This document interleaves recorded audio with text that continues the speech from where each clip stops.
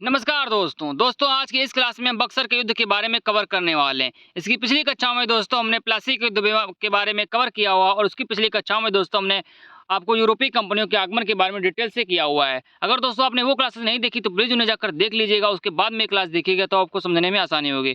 तो दोस्तों आज के युद्ध में हम बक्सर के युद्ध को कवर करेंगे। दोस्तों क्लास बहुत ही शानदार होने वाली है, सो इसे पूरा जरूर देखिएगा। तो देरी न करते हुए दोस्तों हम आज की क्लास को स्टार्ट करते हैं। तो दोस्तों बक्सर का युद्ध, उसके बाद में दोस्तों जो बक्सर का युद्ध कब हुआ था और युद्ध के क्या कारण क्या परिणाम थे या युद्ध किन के बीच में हुआ था आदि की हम पूरी जानकारी लेने वाले हैं। दोस्तों जो प्लासी का युद्ध 1757 में हुआ था, उसमें दोस्तों आपको पता है कि यह प्लासी का जो युद्ध था वो ब्रिटिश ईस्ट इंडिया कंपनी और मुगलों के मध्य हुआ था, जिसमें दोस्तों अंततः जो ब्रिटिश ईस्ट इंडिया कंपनी थी वो प्लासी के युद्ध को जीत चुकी थी, जिसके परिणाम स्वरूप दोस्तों जो भारत में उनकी सत्ता है और अधिक मजबूत हो चुकी थी और कुछ क्षेत्रों की जो दीवानी है वो ब्रिटिश ईस्ट इंडिया कंपनी को डायरेक्ट मिलने लगी। ठीक है, तो इस प्रकार जो वो युद्ध हुआ था, उस युद्ध में जो उस समय जो बंगाल का नवाब था आपका मीर कासिम, उसको हटा के ब्रिटिश ईस्ट इंडिया कंपनी ने मीर जाफ़र को बंगाल का नवाब बना दिया। ठीक है, तो इस समय जब मीर कासिम को नवाब के पद से हटाया गया था, तो मीर कासिम जो था वहाँ से भाग के अवध चला गया। कहाँ गया दोस्तों? अवध चला गया। तो जब अवध जाता है तो अवध के नवाब और एक दो लोगों को मिला के एक षड्यंत्र रचते हैं, मतलब एक पृष्ठभूमि तैयार करते हैं। तो वो पृष्ठभूमि जब वो आपस में ब्रिटिश इंडिया कंपनी के खिलाफ लड़ते हैं तो वही युद्ध दोस्तों बक्सर का युद्ध कहलाया। ठीक है, तो बक्सर युद्ध के परिणाम बंगाल का नवाब भागकर अवध में चला गया। ठीक है, अवध के नवाब Shujauddaula British East India Company से, ठीक है, तो अवध के नवाब कौन दोस्तों थे? शुजाउद्दौला थे। कौन? शुजाउद्दौला ब्रिटिश इंडिया कंपनी से युद्ध करने के लिए बंगाल के नवाब मीर कासिम, अवध के नवाब शुजाउद्दौला, कहाँ के? अवध के नवाब शुजाउद्दौला और मुगल सम्राट शाह आलम द्वितीय, ठीक है, इन तीनों ने एक संगठन बनाया। उसके बाद में दोस्तों जो आपके बक्सर का युद्ध है, तो बक्सर के युद्ध के बारे में हम यहाँ से कहानी शुरू होती है। ठीक है, एक कहानी की तरह पढ़िएगा, बहुत ही अच्छे से समझ में आएगा। वो हमने जो पीछे किया है वो प्लासी के युद्ध के बारे में ये था। ठीक है, तो जो बक्सर का युद्ध है ये दोस्तों 22 अक्टूबर 1764 ईस्वी को हेक्टर मुनरो हैं, उन्होंने ब्रिटिश ईस्ट इंडिया कंपनी की तरफ से नेतृत्व किया था। कौन दोस्तों? Hector Munro. ओके, उस फिर दोस्तों मुगल, अवध और बंगाल तीनों की संयुक्त सेनाओं के बीच एक युद्ध हुआ। अभी बताया मैंने, मुगल कौन सा? मीर कासिम। अवध से दोस्तों कौन से थे आपके? मुगल से दोस्तों आपके थे शाह आलम द्वितीय। कौन? मुगल से नवाब थे शाह आलम द्वितीय। अवध से थे आपके अवध शुजाउद्दौला और बंगाल से आपके थे मीर कासिम। इन तीनों ने एक बताया था संगठन बनाया, तो वो जाकर जो थे ब्रिटिश इंडिया कंपनी के खिलाफ लड़े थे। ठीक है, तो हेक्टर मुनरो के इसका नेतृत्व कर रहे थे ब्रिटिश ईस्ट इंडिया कंपनी का, जिसमें ईस्ट इंडिया कंपनी के तीनों संयुक्त सेनाओं को हरा और बंगाल में शासन स्थापित किया। मतलब जो इन तीनों ने लड़ा, ये तीन होते हुए भी ब्रिटिश ईस्ट इंडिया कंपनी से हार गए। ठीक है, बक्सर के युद्ध में ईस्ट इंडिया कंपनी के नेतृत्व हेक्टर मुनरो ने किया था। ठीक है, वो तो मैं पहले बता चुका हूँ कि उनका जो ब्रिटिश ईस्ट इंडिया कंपनी का नेतृत्व था वो आपके हेक्टर मुनरो कर रहे थे। इस युद्ध में दोस्तों एक संधि भी हुई, इलाहाबाद की संधि। कौन सी? इलाहाबाद की संधि, जो एग्जामिनर भर भर के पूछता है, इलाहाबाद की संधि। आगे दोस्तों हम इलाहाबाद की संधि को भी कवर करेंगे। ठीक है दोस्तों, जो आपका बक्सर का युद्ध है, यह युद्ध जो ब्रिटिश का युद्ध है सबसे निर्णायक युद्ध कहलाया। कौन सा? जो आपका बक्सर का युद्ध है वो ब्रिटिश ईस्ट इंडिया कंपनी के लिए निर्णायक सिद्ध हुआ है। ठीक है, उसके बाद में दोस्तों बक्सर के युद्ध के क्या परिणाम और क्या महत्व थे। ठीक है, तो बक्सर का युद्ध बंगाल में अंग्रेजों के लिए निर्णायक युद्ध था। इस युद्ध के बाद बंगाल के नवाब ईस्ट इंडिया कंपनी के कठपुतली मात्र रह गए थे। तो दोस्तों अभी आपको बताया कि बंगाल के नवाब जो थे वो मीर कासिम को हटाकर मीर जाफ़र को बैठा दिया गया था। तो मीर जाफ़र को किसने बैठाया था? ब्रिटिश ईस्ट इंडिया कंपनी ने मीर जाफ़र को बंगाल का नवाब बनाया था। अगर उस कंपनी किसी को बनाती है, ठीक है, तो वो अपने इशारों पर नचाने के लिए, ठीक है, अपने इशारों पर नचाने के लिए मीर जाफ़र को बना दिया। अगर मीर जाफ़र इनके खिलाफ कुछ करते हैं तो मीर जाफ़र को हटा के किसी और को नवाब भी बना सकते हैं। तो इशारों पर नाच रहे थे कठपुतली के तौर पर। ठीक है, वही कहा गया है। फिर दोस्तों उसके बाद में बंगाल के अलावा ईस्ट इंडिया कंपनी का प्रभाव बिहार और उड़ीसा पर भी था। कहाँ था? बंगाल पे तो था ही, उसके साथ में बिहार और उड़ीसा पर भी कंपनी का प्रभाव था। उसे यहाँ पर दीवानी अधिकार प्राप्त हो गए। कहाँ पर दोस्तों? बिहार उड़ीसा में भी इनके दीवानी प्राप्त होने लगी। ठीक है, उसके बाद में दोस्तों बक्सर के युद्ध के बाद अंग्रेज उत्तर भारत में एक महान शक्ति के दावेदार बन चुके थे। तो बिहार, उड़ीसा, बंगाल, ठीक है, बिहार, उड़ीसा, बंगाल, और दोस्तों बिहार, उड़ीसा, बंगाल, तो झारखंड, बांग्लादेश, तो इधर जो था अंग्रेज़ों का कब्जा होता चला गया था।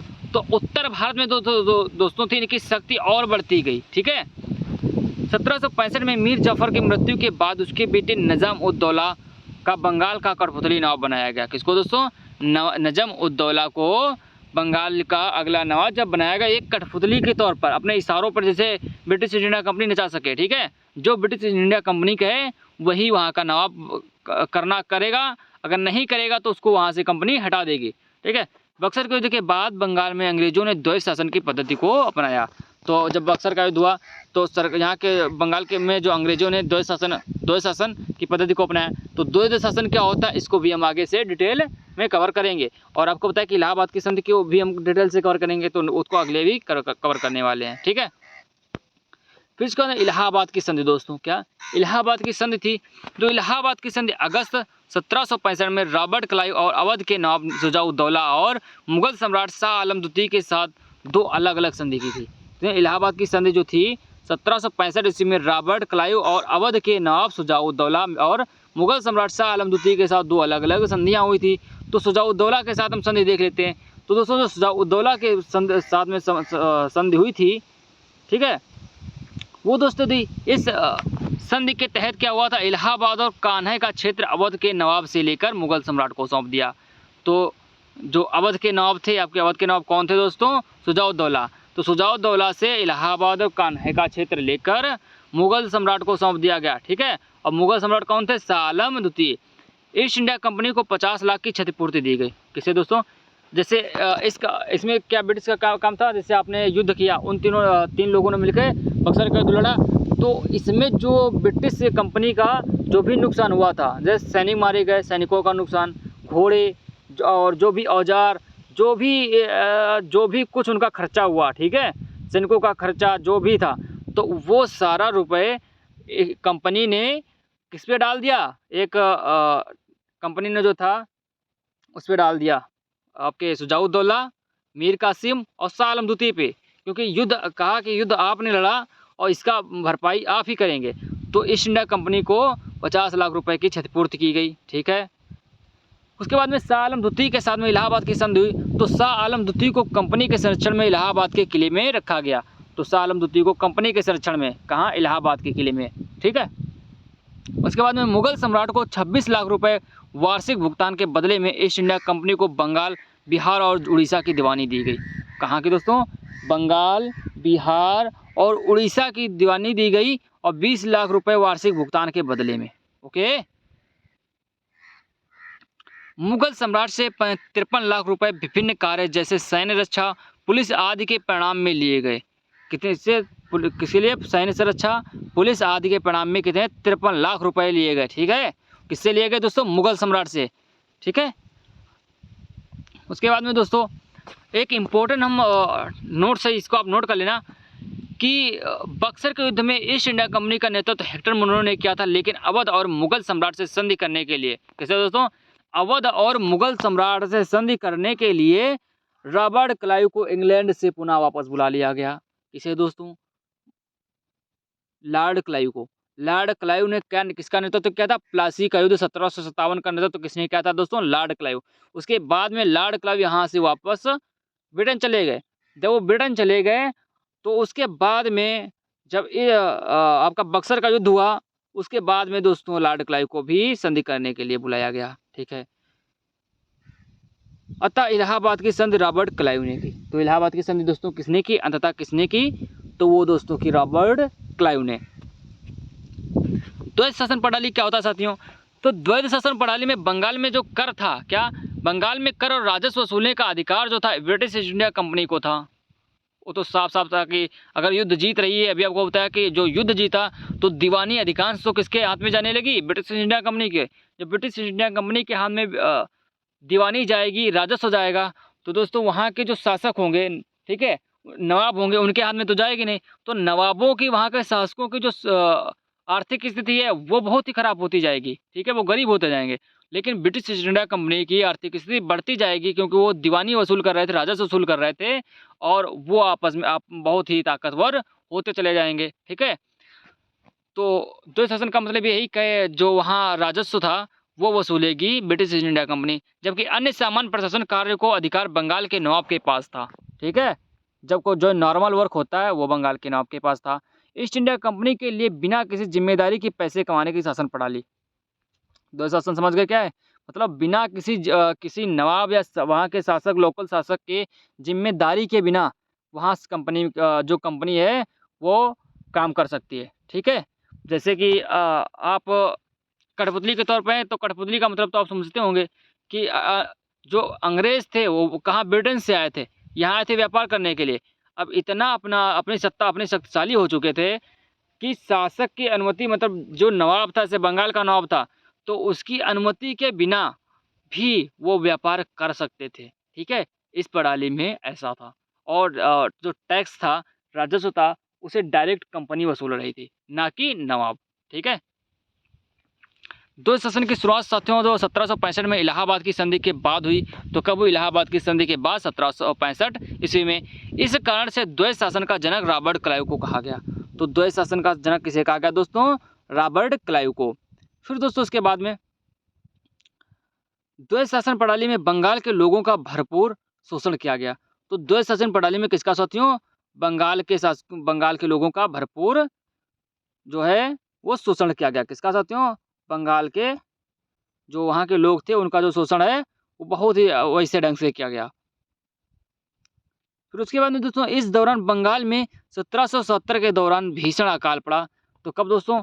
इसी के दौरान 1767 में बंगाल में भीषण अकाल पड़ा और जिसमें बंगाल की 1/3 जनता मर गई। देखिए दोस्तों क्या हुआ, अगर टैक्स कंपनी वसूल रही, जैसे टैक्स सारा कंपनी वसूल रही और कंपनी वसूलेगी तो नवाब के हाथ में जाएगी नहीं, नवाब के हाथ में कुछ नहीं जाएगी, तो नवाब तो वैसे भी आपका गरीब होता जाएगा।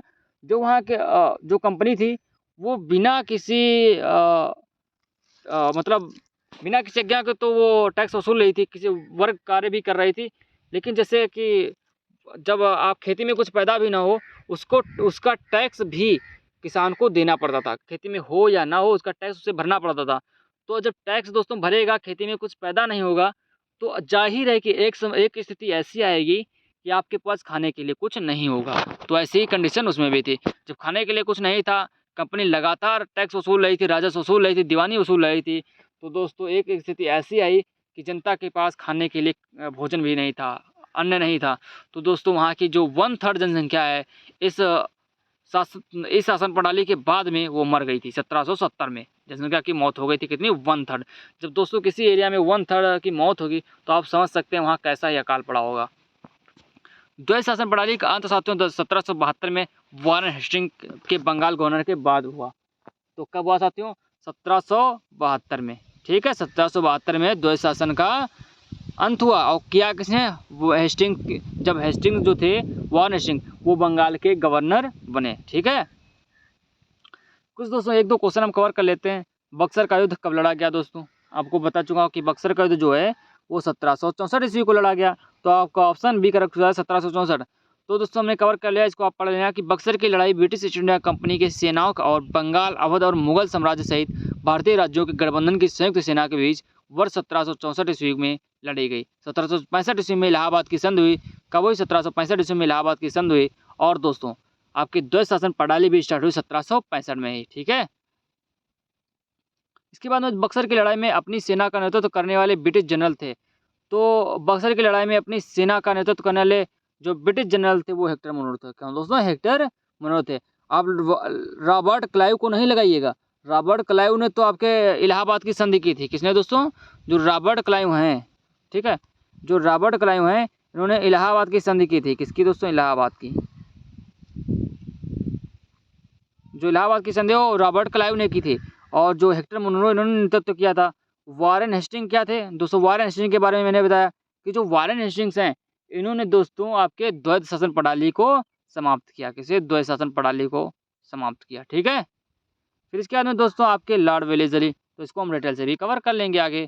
तो अभी सारे गवर्नर जनरल को भी हम एक लिस्ट के रूप में पढ़ाएंगे, जो क्लास आपकी बहुत ही जल्द आएगी। दोस्तों क्लास अगर आपको पसंद आए हो तो प्लीज़ लाइक कीजिएगा और चैनल पर पहली बार विजिट कर रहे हो तो सब्सक्राइब जरूर कीजिएगा। अपने दोस्तों में शेयर जरूर कीजिएगा और हमें सपोर्ट कीजिएगा। Thank you.